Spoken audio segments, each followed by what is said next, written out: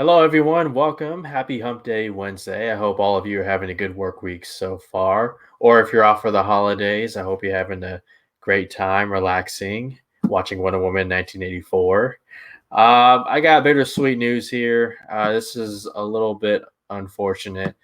Actor Ray Fisher, who plays Cyborg in Justice League and the upcoming Snyder Cut Justice League movie, he has come out and confirmed that he will not be a part of Warner Brothers and specifically DC Films president Walter Hamada.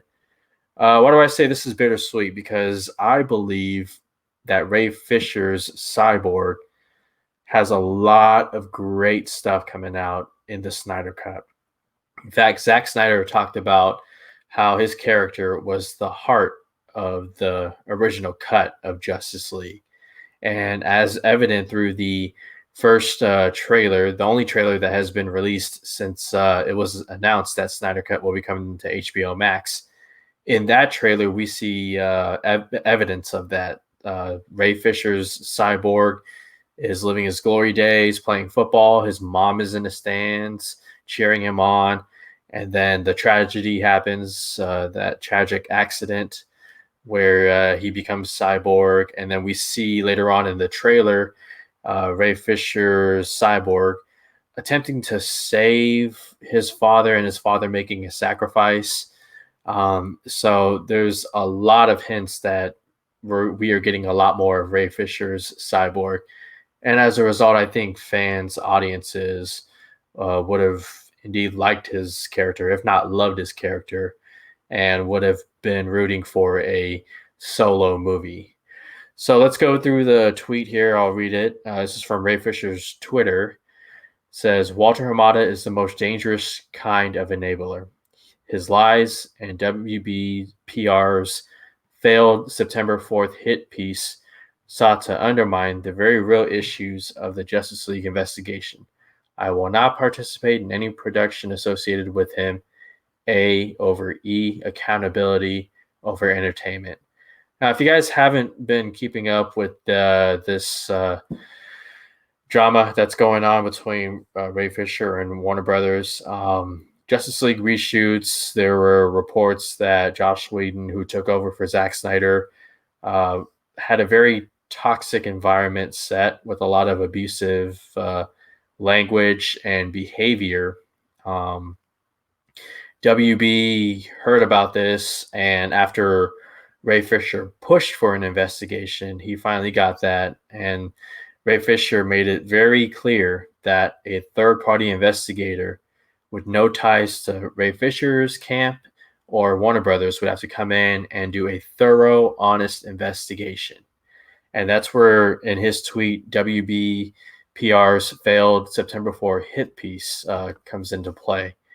Around that time, I believe it was the Hollywood Reporter put out an article from WB's sources that said Ray Fisher was uncooperative, unwilling to be of any kind of assistance to the Warner Brothers investigation, to which Ray Fisher jumped on Twitter and presented receipts via email screenshots that did in fact show that he was being cooperative, but playing it extra safe. I say playing it extra safe because Warner Brothers has a lot of money, a lot of power. They have probably more resources as far as this legal action is concerned than Ray Fisher does. And Ray Fisher has to be very careful not to jeopardize anyone else's career involved in this ongoing battle other than him. He is willing to put himself on the line,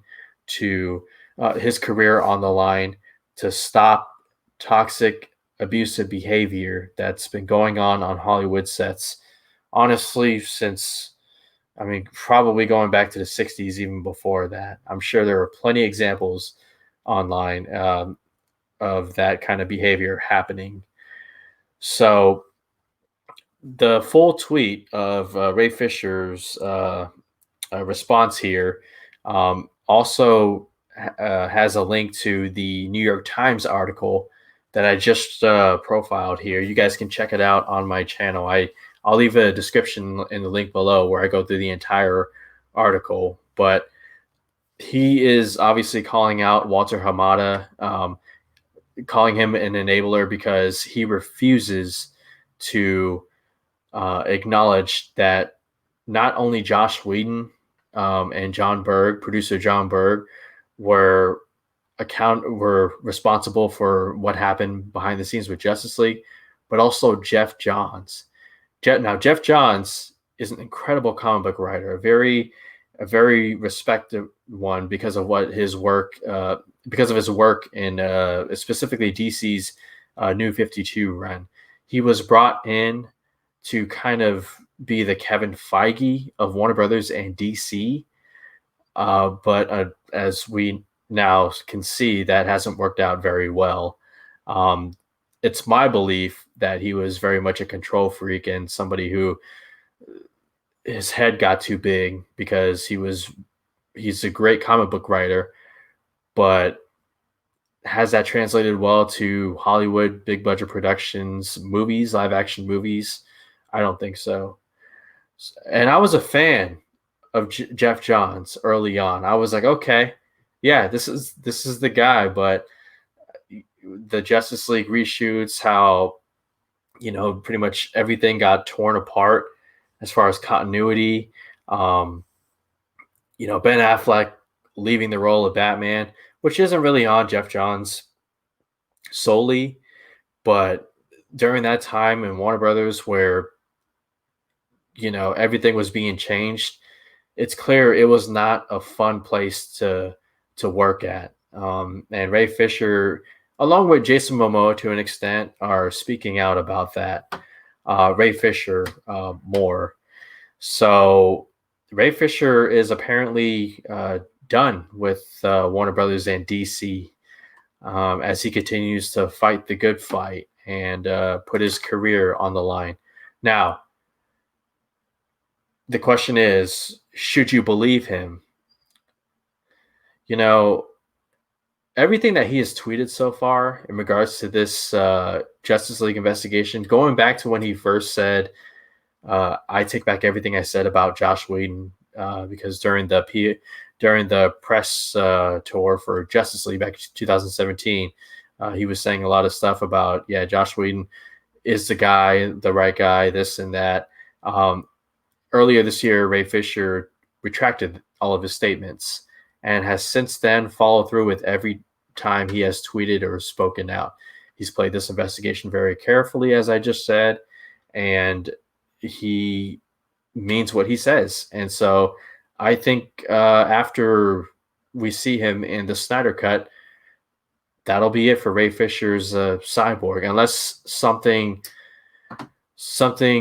drastic changes. And I don't know how exactly this is going to play out, because I'm personally a fan of Walter Hamada and since he's come in, what DC, Warner Brothers, Warner Media has been doing. Not just Walter Hamada, but also AT&T. I love DC fandom. I love that they managed to get Ben Affleck back to play Batman. I love that they finally caved and are giving us the Snyder Cut. A lot of good things are happening, things that I myself for years have been calling and wishing upon. That's why I call this bittersweet, because if Walter Hamada would just hold Jeff Johns accountable, and again, maybe he did, but then why is Ray Fisher speaking out like this and saying I won't work with him? Obviously, there's still some hard feelings over what WB and Hamada tried to do by protecting Jeff Johns, but it's unfortunate. I was really hoping to see more of Ray Fisher's Cyborg, because I'm that confident he's going to be great in Justice League, the Snyder Cut. I really am. And I'm telling you, once that movie is released and we get it, there's gonna be a calling for more Cyborg in the DCEU. You may not like the actor, or you may not be a fan of how he is putting his career on the line, which I don't know why you would be. I mean, he has the most to lose out of any of us. But man, just I his casting was so had so much potential, and I just it would be very sad, bittersweet. That's why I keep saying bittersweet. It would be bittersweet if this really was the end. No matter what, I will support Ray Fisher. Hashtag I stand with Ray Fisher and his fight to end the kind of uh, abusive, toxic behavior that's been going on for a long time. That's just not the world that we live in today. Okay, maybe that flight in the 60s and 70s, but not today. And bottom line is, I commend him for what he does, and I will miss him as Cyborg. But you guys, let me know your thoughts. Do you think Ray Fisher is really done as Cyborg?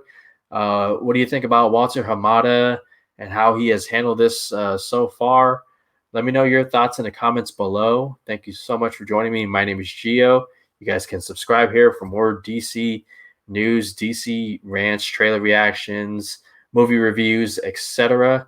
Thank you so much for your time. Have a great rest of your work week, and I'll see you guys later.